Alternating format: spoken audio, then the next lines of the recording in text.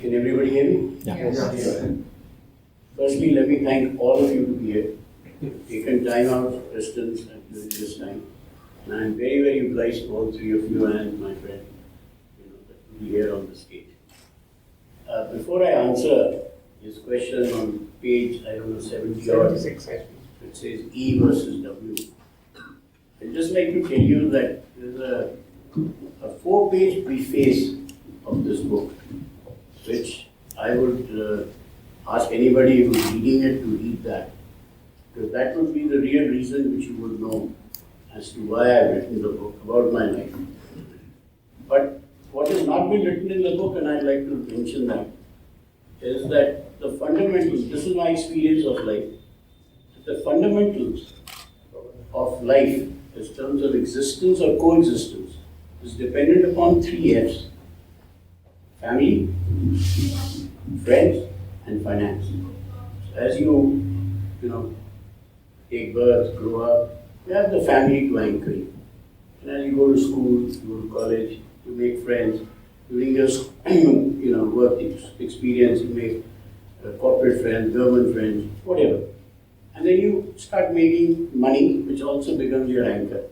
So if you look at the 3 F's, which is family, friends, and finance, everybody here has a storybook, I'm sure. Everybody's gone through ups and downs. But what I have to say is that whenever one F falls, there are always 2 F's to anchor you. And if anybody who's experienced 2 F's falling, there's always 1 F to anchor you. I have never experienced in my life anybody except myself where all 3 F's have fallen.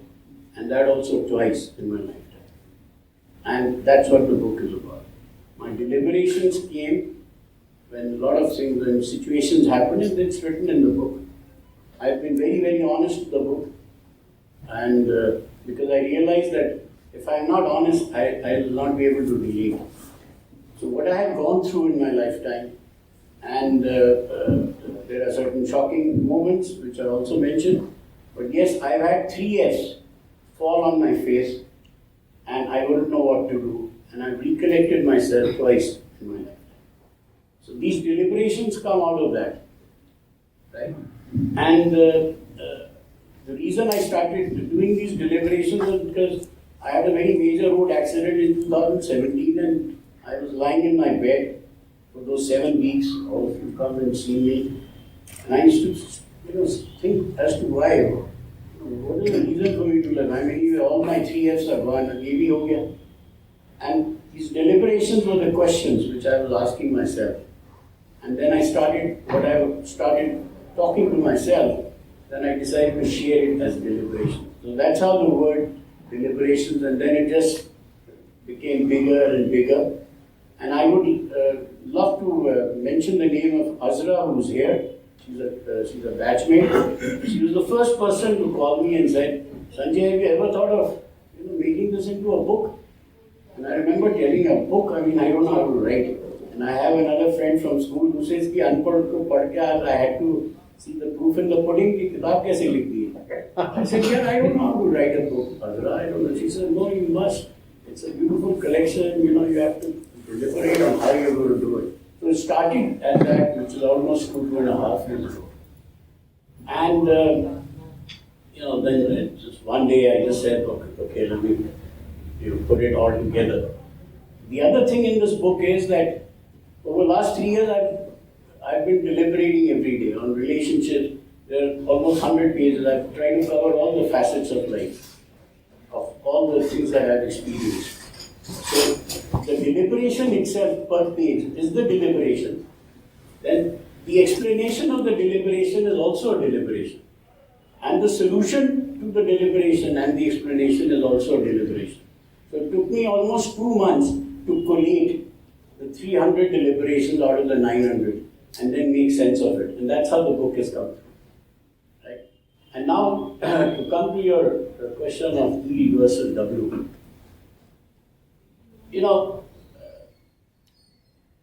Egoism is to be an egoist, it's like telling a story to yourself. It's an identity that you give to yourself. and you live in that chart story of yours, in which you love getting hurt, you love getting your ego, the pride getting kicked in the back, because then you realize how bad everybody else and you're the only right guy. And the reason I'm saying is that for a good 10 years of my life I was very egoist, and some people who are here would know it. And it is only then when one realizes that that's not who you are. Ego is like a wall. It's a wall that you created for yourself, and you're not allowing anything else from external factors to get in. So it's the wisdom of your years of loss of the 3 F's that makes you wiser and makes you more think more open to accept other people in your lifetime. And that is why I've just written E versus W, and I've left it to the reader to understand what it is. But yes, ego is a very, very important embodiment, which is a negative part of anybody's nature. We all have it. It's not that we don't have it. It's just that who practices it more is one who creates a concoction within his own mind. So people who are very egoists, are people who created a storyline, storyboard within themselves, and they realm in it. And so did I, right? And when I've come out of it, and I can tell you what, the negatives of that. So that's what the page is all about, basically. Very nice.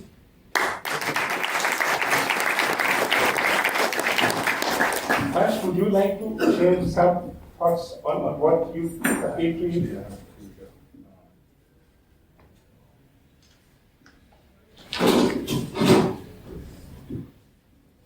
Well, as Sanjay said, when you talk about deliberations, these are something that he wants you to think about. Right. Also, apply yourself in that regard. Balesh pointed out that these are original thoughts. These are things that, these are reflections that have come really out of Sanjay's own thinking.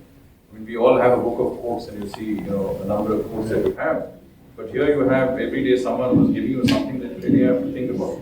So what I did was I just chose a few of your reflections at random, and I thought, some of these had some impact on me, pretty profound impact, and I thought I'd just mention this. One is, of course, the issue of forgiveness.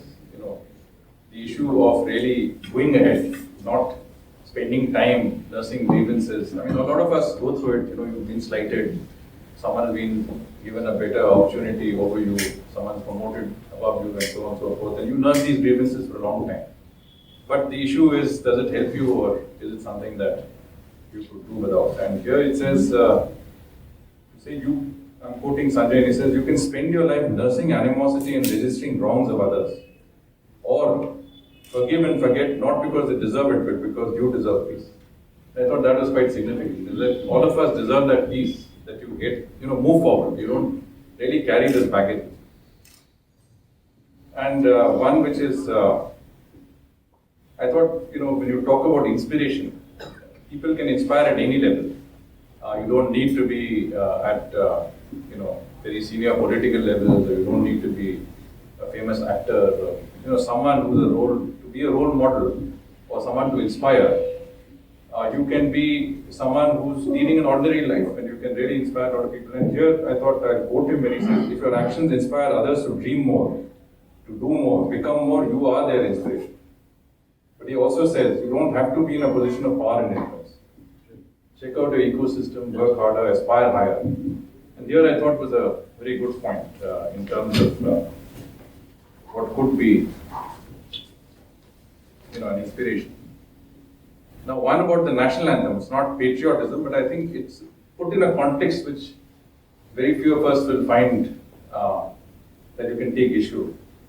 It says, always stand for the national anthem, because some never stood again for us to stand. And I thought that was very profound. I mean, what is the logic? I mean, there are a lot of people who question it. Why should we stand when the national anthem is there? In a cinema hall, if your national anthem is played, some people say that, look, it's not incumbent on us to stand. But the issue is you're standing out of respect for someone who's done something. Yeah. some sacrifices that is there for the country, but it's also there for you, I mean, at a personal level. And here he says, here is a question of what you have and what you can give, and those who don't give. And here it says, powerful is one who parts with what he has. Powerless is one who embraces himself and only knows how to take. Also very interesting. Very interesting. I found that personally very interesting. Yeah, that's a great one. And here I thought was something that was also a very great truism. There is no such thing as talent, but there is such a thing as lack of talent. Lack of talent is definitely something, but talent is different. And finally, I thought this is something that, he's gone through severe challenges. Sanjay mentioned that he's had serious illness, and after his 4th round, he writes this. He wrote this one. A new definition of life, he said. This is what I referred to earlier when I talked about the fact that when you meet him, you always hope that some of his, I would say, his zest for life, his optimism, his really sense of buoyancy, if that a little bit of that washes over you, you will be very fortunate. And here I am quoting him. He says, "A shadow of sorrow, a hope of victory, a bout of negativity, a ray of happiness, an endeavor to endure. Life, enjoy it, it comes only once." So really wonderful, I thought. Thank you, Sanjay, for giving us your On a very personal note, Sanjay doesn't know this still. There's one quote of which I try to practice. I also get up early in the morning whenever I get up. Awesome. Say this everything. That's early morning for me. Say this to everything that you see, feel, or touch over the next hour. And my day really begins when it's one of the things that I actually practice. Over the years, after that, it helps your day become very, very wonderful. Those of most of us, I think, know each other here. And I have been described at various levels as an incorrigible optimist, and I remain to do that. And we all have had our own share of challenges in our lives. But to begin your day with something which is so positive and keep reinforcing it as a discipline, it has really helped me.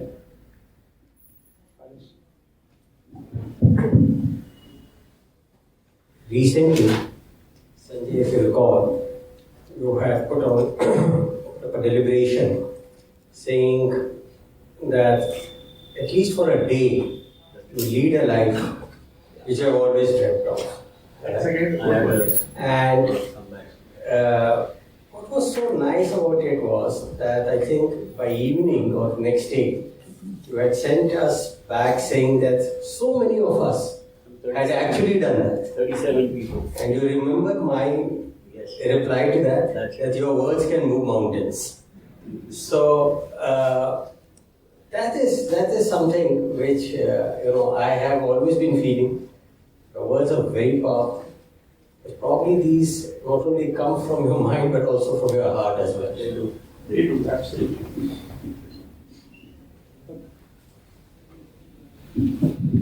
Ajay is pressurizing me into speaking, so I just have to. We know how much you like to speak. No, I just want to bring in an aspect of the change management that we do in corporations.